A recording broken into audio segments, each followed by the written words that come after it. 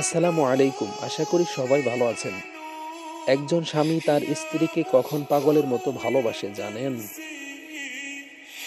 একজন বৃদ্ধ মহিলার সাক্ষাৎকার, যিনি তার স্বামীর সাথে কাটিয়ে দিলেন দীর্ঘ 50টি বছর।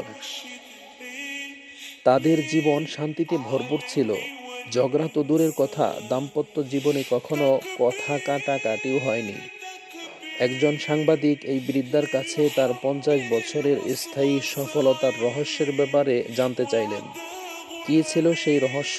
মজার মজার খাবার বানানো, দৈহিক সৌন্দর্য, অধিক সন্তান দান, নাকি অন্য কিছু? বৃদ্ধা বললেন, দাম্পত্য জীবনের সুখ শান্তি প্রথমত আল্লাহর ইচ্ছা, অতঃপর স্ত্রীর হাতেই।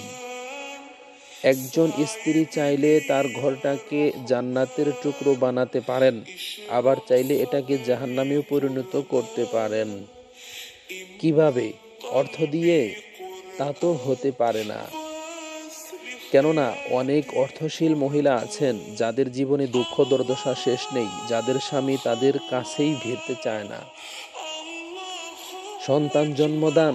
না, তাও নয়। কারণ অনেক মহিলা আছেন যাদের অনেক সন্তান আছে অথচ স্বামী পছন্দ করেন না। এমনকি এই অবস্থায় তালাক দেওয়ার নজিরও কম নয়। ভালো খাবার বানানো? না, এটাও না। কারণ অনেক মহিলা আছেন যারা রান্নাবান্নায় বেশ দক্ষ, সারাদিন রান্নাঘরে কাজ করে অথচ স্বামীর দুর্ব্যবহারের সম্মুখীন হন। তার কথায় সাংবাদিক বিস্মিত হয়ে গেলেন, বললেন, তাহলে আসল রহস্যটা কি? বৃদ্ধা বললেন, যখনই আমার স্বামী রেগে গিয়ে আমাকে বকাবকি করতেন, আমি অত্যন্ত সম্মান দেখিয়ে নীরবতা অবলম্বন করতাম এবং অনুতপ্ত হয়ে মাথা দুলিয়ে তার প্রতিটি কথায় সায় দিতাম। সাবধান, বিদ্রূপের দৃষ্টিতে কখনো চুপ হয়ে থেকো না, কেননা পুরুষ মানুষ বিচক্ষণ হয়ে থাকে, এটা সহজেই বুঝতে পারে। সাংবাদিক বললেন, আপনি ওই সময় ঘর থেকে বের হয়ে যান না কেন? বৃদ্ধা, সাবধান, এটা কখনো করবেন না। তখন তিনি মনে করবেন আপনি তার কথায় বিরক্ত হয়ে পালাতে চাচ্ছেন। আপনার উচিত চুপ হয়ে ওর প্রতিটি কথায় হাসূচক সায় দেওয়া, যতক্ষণ না তিনি শান্ত হন। অতঃপর আমি তাকে বলি, আপনার শেষ হয়েছে, এবার আমি যেতে পারি? তারপর আমি চলে যাই আর আপন কাজে লেগে যাই। কারণ তিনি চিৎকার করে ক্লান্ত হয়ে পড়েছেন, তার বিশ্রাম প্রয়োজন। সাংবাদিক, এরপর কি করেন? 1 সপ্তাহখানেক তার থেকে দূরে থাকেন এবং কথা বলা বন্ধ রাখেন নিশ্চয়ই।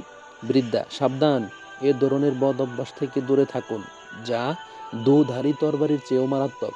স্বামী যখন আপনার সাথে আপোষ করতে চান, তখন যদি আপনি তার কাছে না যান, তখন তিনি একা থাকতে অভ্যস্ত হয়ে যাবেন। কখনো কখনো এই অবস্থা তাকে প্রচণ্ড জিদের দিকে ঠেলে দিবে। সাংবাদিক, তাহলে কি করবেন তখন? বৃদ্ধা, 2 ঘন্টা পর 1 গ্লাস দুধ বা 1 কাপ গরম চা নিয়ে তার কাছে যাই আর বলি, নিন, এগুলো খেয়ে নিন, আপনি খুব ক্লান্ত। এ সময় তার সাথে অত্যন্ত স্বাভাবিকভাবেই কথা বলি। তারপর তিনি বলেন, রাগ করেছ? আমি বলি, না।